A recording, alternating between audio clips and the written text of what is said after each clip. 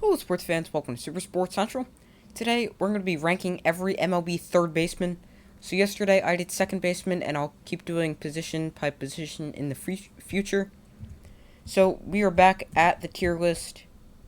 So, starting off at the top, we have the elite, then we have the above average, then the solid third baseman, the below average third baseman, and then the bad third baseman. Starting off, we have Alec Boehm of the Phillies. He's still young. He wasn't that great last year. I'm going to give him a solid. Next, we have Andy Ibanez of the Rangers. A great contact hitter, which is very rare in today's game where everyone's swinging for the fences. Another solid player. Next up, we have Austin Riley. So he plays for the Braves. He had a breakout season last season. I think he could make the jump to elite this season if he has another excellent year, but I'm sticking him in above average. Next up, we have Alex Bregman of the Astros. Another above average player. I don't think he's elite, but he's above average.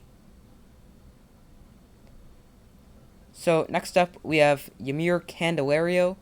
Hopefully I said his name correctly. He had an outstanding season last year. Consistent hitter. I'm going to give him above average. Next up, we've got another above average player, Rafael Devers. An extra base hit machine. Definitely above average. Not quite solid, but above average. Next up, we have Josh Donaldson of the New York Yankees. He came over from Minnesota via trade, and he's going to be the Yankees' starting third baseman this year. I'm going to put him in the above average category. He's gotten a little bit older, however, he's still a above average third baseman in my opinion. Next up, we have Eduardo Escobar of the New York Mets. He's a switch hitter, a very versatile player. I'm going to give him a solid. Next up, we have Eugenio Suarez. He came to the Mariners along with Jesse Winker in a trade, which happened a few weeks ago. He's a good, solid third baseman. Next up, we have Maikel Franco of the Nationals. He had a horrendous 2021 season, so I really don't know where to place him after last season. I'm going to give him below average, but I think he could definitely make the jump back up to solid. Next, we have Gio Urshela. So, he's one of the best defensive third basemen in the league. So, he's a above average or really good defender, but then a below average hitter for a third baseman. A third baseman, you want a guy with a lot of power and stuff. He's not necessarily the most powerful, so I'm going to give him a solid. Next up, we have Jose Ramirez. He's the Guardians' third baseman. He's elite. He's one of the best third basemen in the league. Next up, we have Josh Rojas of the Diamondbacks. Versatile player, very good fielder, solid player in my opinion. I'm going to give him a solid. Justin Turner of the Dodgers is the next player. He's an above average third baseman, maybe elite, but I have him above average right now. Next up, we have Ke'Bryan Hayes of the Pittsburgh Pirates. Has great potential. I'm going to give him a solid right now. I definitely think he could eventually make the jump up to above average. Next up, we have Evan Longoria of the Giants. He's currently hurt and will miss the start of the season. He has gotten older. I'm going to give him a solid. Next up, we have another player who's hurt and will be missing the start of the season, Luis Urias of the Brewers. He's also going to miss the start of the season, as I mentioned, but another solid player.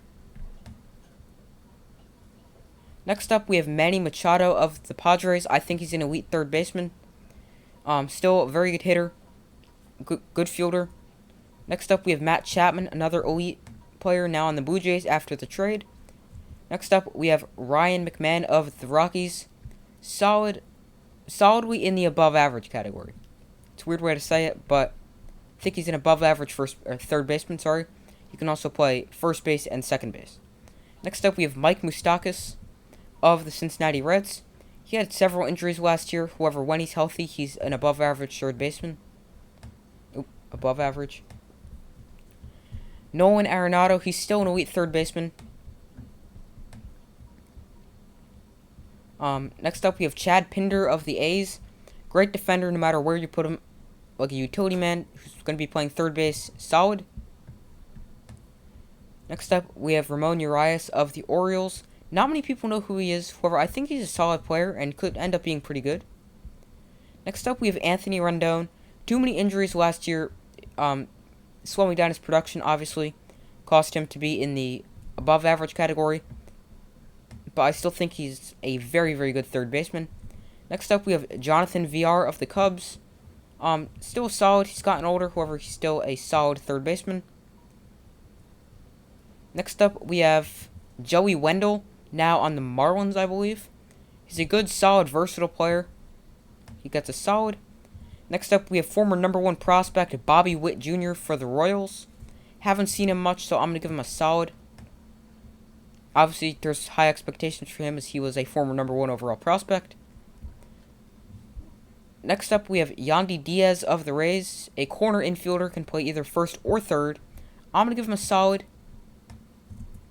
And the last player, we have Yoan Moncada of the White Sox. He's a great above average player. So he's in the above average. So those are my third baseman rankings before the 2022 MLB season starts. So that's all for this video. Thank you for watching. Like, subscribe, and comment. Comment if you agree with my rankings, disagree, and why. I do my best to post as often as possible on this channel. So like, subscribe, comment if you agree, disagree, and why, and I will see you in the next video.